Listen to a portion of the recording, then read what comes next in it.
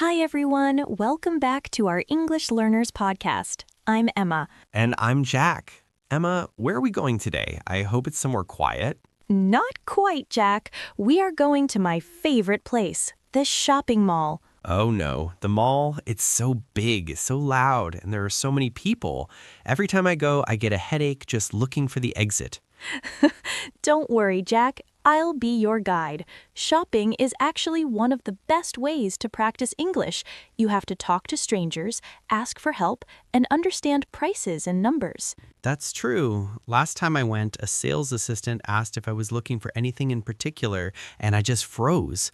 I didn't know how to say, I'm just looking. Well, that's exactly what we're covering today.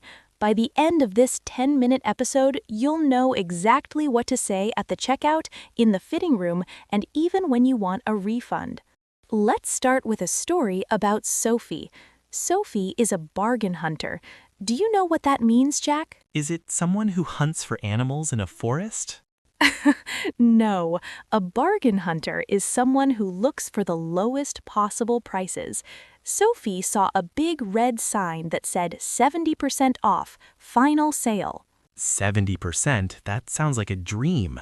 She went crazy. She grabbed shoes that were a bit too small, a bright orange jacket she didn't really like, and 3 hats. She thought, I'm saving so much money. But she wasn't, was she? Exactly.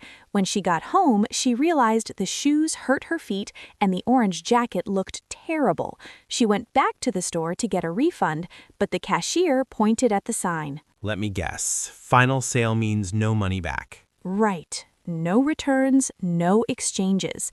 Sophie learned that a good deal is only a deal if you actually use the item. So the lesson for English learners is always ask, what is your return policy before you tap your card? My story is about a guy named Tom who hates trying on clothes. Most people find it a bit annoying, Jack. Tom needed a suit for a wedding. He saw a nice blue one, but he didn't know his size. He grabbed a medium and went to the fitting room. Did it fit? Not at all. It was so tight he couldn't breathe. But he was too shy to come out and ask for help. He just sat there in the small room, feeling frustrated. Oh, poor Tom. He should have looked for an assistant. He finally did. He poked his head out and whispered, "Excuse me, do you have this in a larger size?" The assistant was actually very helpful. She found him a large and even suggested a different fabric that was more comfortable. See? Most sales assistants are happy to help. You just need the right phrase. Can I try this on in a different size? He also learned that the price tag isn't always the final price. At the checkout, they added sales tax. He was surprised, but he bought it anyway. We have one more story, Jack. This one is about David. David went to the mall to buy a new laptop. Tech shopping is even harder, so many technical words. Exactly. The assistant started talking about RAM, storage, and processors. David just nodded, but he was totally lost. Did he buy the most expensive one? He almost did, but then he remembered a phrase he learned.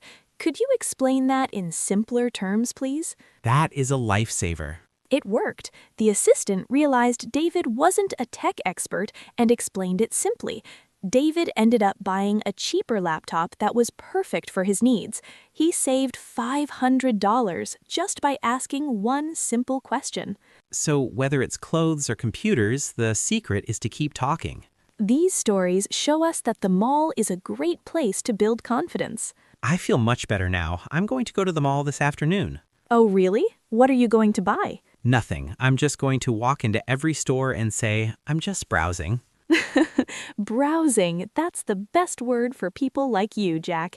It means you are looking, but you don't want to buy anything yet. To our listeners, what is the last thing you bought at a mall? Did you get a discount?